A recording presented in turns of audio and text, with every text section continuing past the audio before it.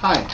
So today we're going to talk a little bit more about this concept. In the 20 skills we talked about prospecting, time management, past clients, center of influence, things of that nature, maybe the foundations of some of the things you need to know skill-wise so you can get better. But today what we're going to do is we're going to combine really two things, okay? I'm going to try and keep it as short and compact and as complete as possible. But we're going to take the topic of lead follow-up and pre-qualifying, and we're going to kind of put them together because really they really need to be discussed together so you can really see how these pieces fit. See, part of what it is that so many people look at their business in a fragmented way.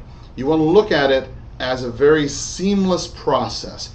So you've got your marketing out there, whatever it is, yellow letters, bandit signs, whatever the heck your marketing is, you've got it out there in the streets, and you get leads that come to you. So let's say, like these guys here. So the leads, once you get the leads, then you've managed your time a little bit, so you've got some time to call them. Maybe they're, some of these leads are from your center of influence. They said, yeah, we've got somebody that we know who's interested in selling, let's do this, whatever it is. But now you're at the point where you've got to do some lead follow-up, so you know that this person is actually going to do something, and then you want to do some pre-qualification, because there's nothing that sucks worse than driving out to the property, finding out they don't show up, or they're not motivated, or whatever, and you wasted nothing but time. So let's talk about this concept of lead follow-up and how it relates to pre-qualification, and how we can take these sales skills, apply it to what you already know, and then put all the parts together and make it something powerful. Okay? So if you've got a piece of paper out, what we're going to talk about, lead follow-up. All right. Number one, remember in lead follow-up, okay, that 75% of your appointments, okay, come from lead follow-up. Remember, most of the time when they call you, okay, it's not like they're like, oh, I can't wait till you come over, please come over, list my house, or please come over and sell my house, or please come over and buy my house. I mean, it's very rare that they're just like, yeah, let's go. I mean, sometimes they just want to get more information. Maybe they're just kind of testing the water, trying to get a price, whatever it is. But you have to call them up, you have to follow up. And that is when you make your appointments. 75% of the time, that's where you get your appointments. So you got to understand, if you didn't get them the first time, it's normal. Don't throw away the lead, okay? Now, second thing, you have to learn to throw leads away. Remember what we talked about in foundations? We talked about not everybody is a lead. You've got in the hierarchy, if you will, you've got, your leads, somebody to me who's going to do something, either buy, list, or sell, their home to me within the next 7 days. That's a lead to me. It's not a name on a piece of paper. You can't take leads for business and pay now bills. Now, if any of you have managed to go ahead and get your electric company to take, a lead and a name and a piece of paper and a couple pieces, and then go to them and say, hey, and they take it, then let me know. But until then, leads have no value. None. No value. Leads have no value. Only appointments and contracts signed have a value, because that's when you're really beginning to go ahead and interact with the public and make something happen. Without a contract, you've got nothing. So let's start off there. Leads have no value. You have to understand, if they have no value, that you can't pay bills with them, you can't feed your baby with it, okay, then throw it the hell away. All right, throw it away. If they're not going to do something in the next 5, 6, 7, 8, 9 days, throw it away. And I know that flies in the face of everything you've ever been taught. In fact, most of what I tell you flies in the face of whatever you've been taught. And I'm not saying that you'd never talk to them again. What I'm saying is you don't spend as much time actively following them up. I've heard of different people following up with people over the period of say 3, 4, 5 months. They'll give them a call every couple weeks. Hey, how's it going? Just following up, see how things are going. That's cool. That's no problem. but keep it to a minimum. You want to keep your time because, again, you don't have a whole lot of it. You want to keep it to a minimum with the people you know, but don't go around and call up everybody, all your buyers, and, hey, I just want to see if you're still wanting to buy a home. No, you don't have time for that. What you need is a seller, and you need somebody like right now. Okay, so if this guy is not going to do something right now, then throw it away. I'm not saying throw it away completely. I'm just saying put it out of your concept of this is somebody who's in the follow-up system. The follow-up system is somebody who's going to be, when you think about a follow-up system, I know a lot of you like to use Zoho, Freedom Logic, Freedom Soft, Top Producer, any kind of CRMs that you think about that are computerized. Okay, really all you need, and this is a ninja tactic here, all you need for a lead follow-up system, this is going to be sickening, but is this. This is all you need for a lead follow-up system. A simple 3x5 card, okay? Because what happens is when this lead, when you know that this person is willing to buy or sell within the next 7 days, so let's say his number is 555-1212. His name is Joe Blow. All right, he lives on 123 Main Street. I got the lead. Let's say he called me up on whatever, type of marketing I did, yellow letter, bandit sign, whatever it was. Let's say it was today. So let's say it was 5/1/13. 7 days from now is 5/8/13, where I got the lead from, let's say, was a bandit sign. Okay, now as a licensee, I don't do bandit signs, but if I understand you're a wholesaler, many of you do. So if you're a wholesaler and you're doing bandit signs, then you want to go ahead and make sure you mark down, track where you got it from.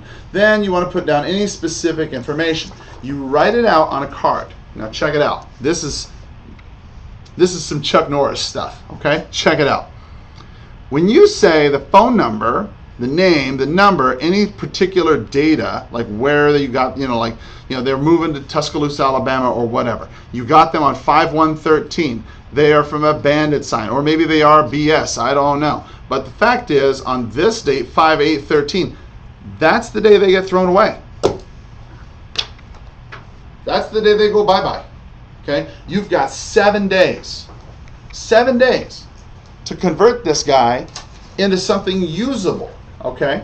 And if he's not going to become something usable, I'm not saying throw him in the trash. What I'm saying is take him out of your lead follow-up system and put him into something that doesn't take as much time. Rather that be AWeber, rather that be you call him up every other month, every other week, whatever it is, but you take him out of your direct lead system, because when you start taking the leads that you have and you start putting them in your pocket, let's say, okay, and you're waiting at an appointment to go somewhere, you're like, oh man, I got a couple minutes. Bam. You do not have to look it up on the computer. It's right there. You just say, oh yeah, that's right, I got to call Joe Blow, and boom, you're calling him morning, noon, night, whatever it takes until you get a hold of this guy. That, yes, in some situations is considered stalking, but this is a tremendously powerful lead follow-up system, because every day you look at this, and if you're real and you say, holy cow, I've got until the 8th to convert this into something, and if I don't convert it into something, then he goes away, you're going to be motivated, and you're going to go ahead and start doing whatever it takes to get that lead followed up and make an appointment. Now, once they make an appointment, okay, then you don't need to throw them away. I'm not sure how basic I need to get it with you.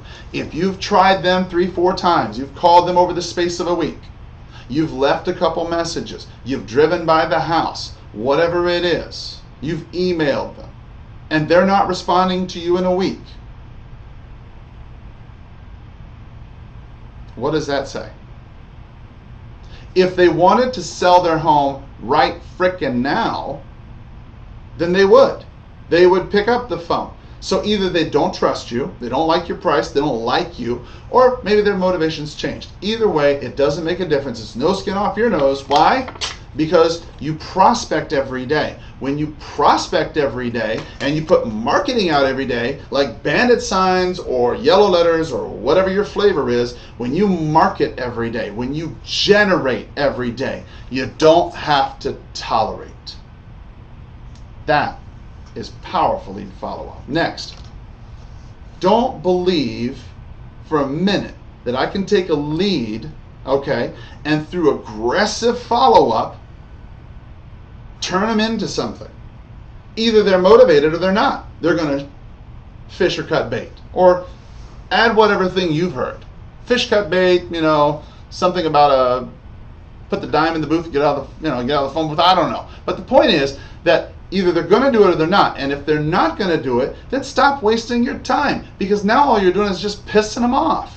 All right? Be honest with them.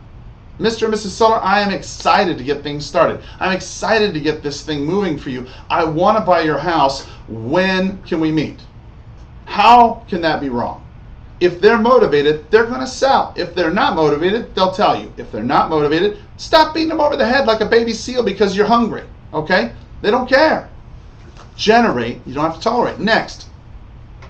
Fourth, lead follow-up is just like prospecting. It's a numbers game.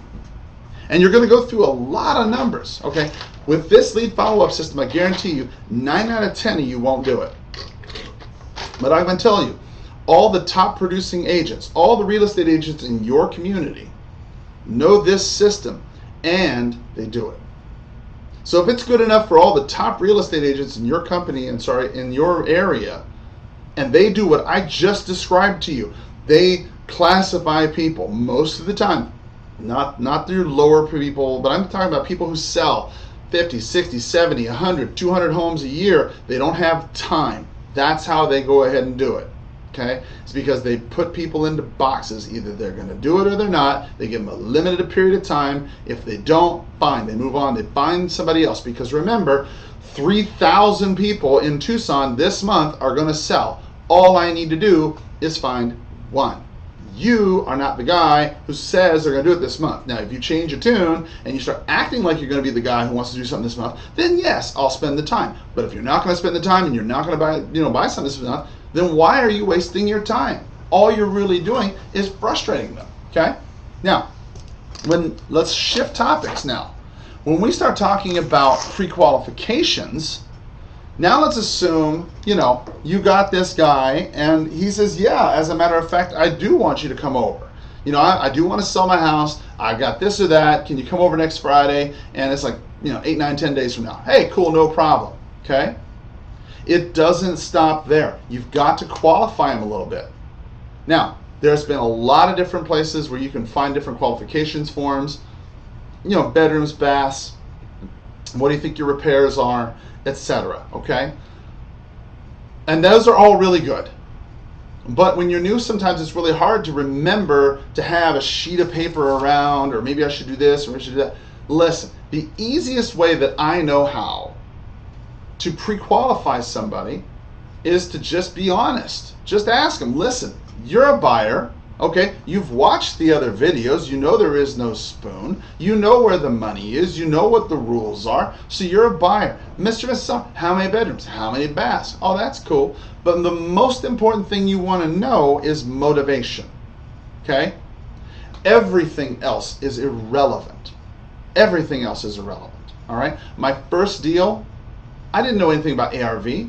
I didn't know anything about, after repaired value or maximum allowable offers or any of that nonsense from the wholesaling world. I didn't know any of that. I didn't know anything about bandit signs or marketing or anything like that.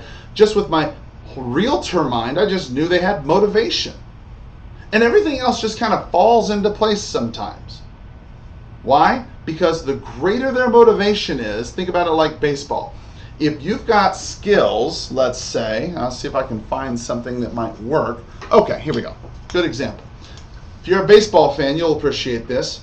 Motivation, okay, is a lot like baseball in the sense that if they have high motivation, then the ball that they're throwing at you, I don't have any ball, I guess, around here, but nonetheless, if they have very low motivation, okay, it's very small.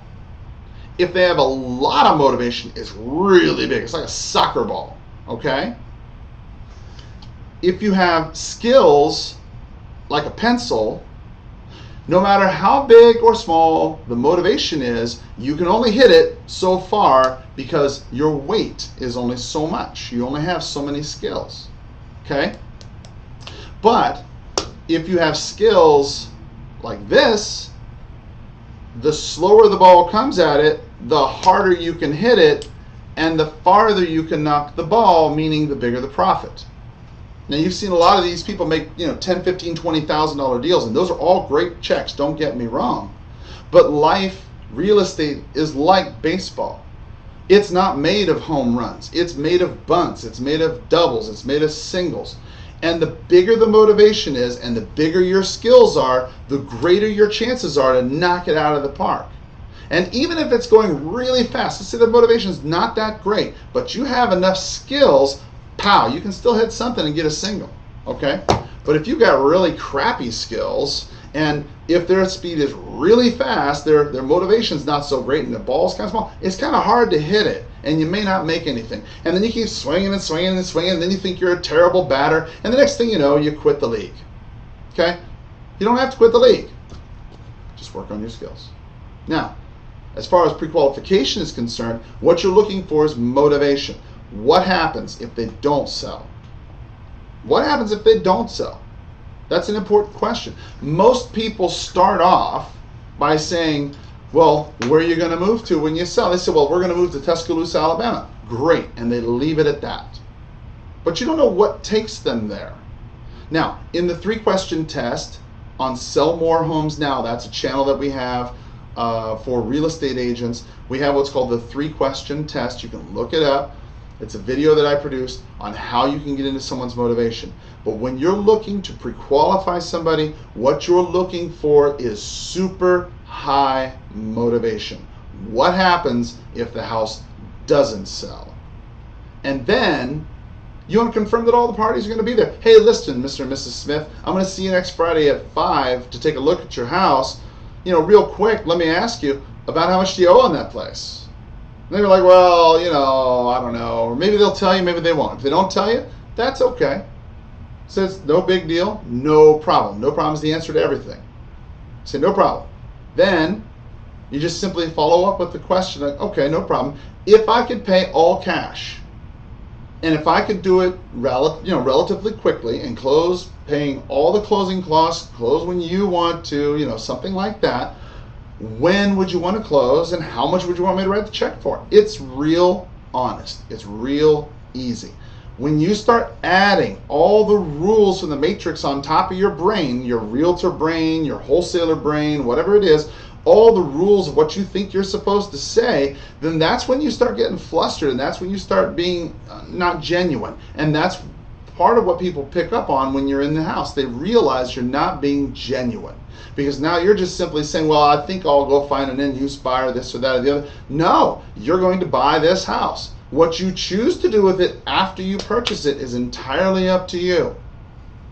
But the motivation has to be great.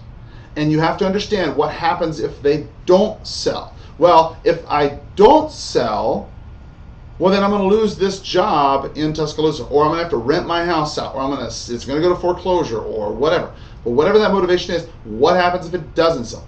That information right there, acting just like any other buyer would, how many bedrooms, how many baths, no problem, when's a good time, reconfirming the appointment, Mr. and Mrs. Seller, we're supposed to meet tomorrow at 5. Is that still a good time for you? Yes, it is. Great, no problem. You call before you go.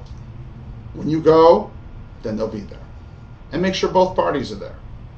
And then be a buyer. Just walk in there, ask what any other normal buyer would. If you've bought property before, you own your own home, or perhaps you own investment property, then you know exactly what kinds of questions to ask. If you've never owned a property before, if you've never bought real estate, if you're brand freaking new, that's okay too.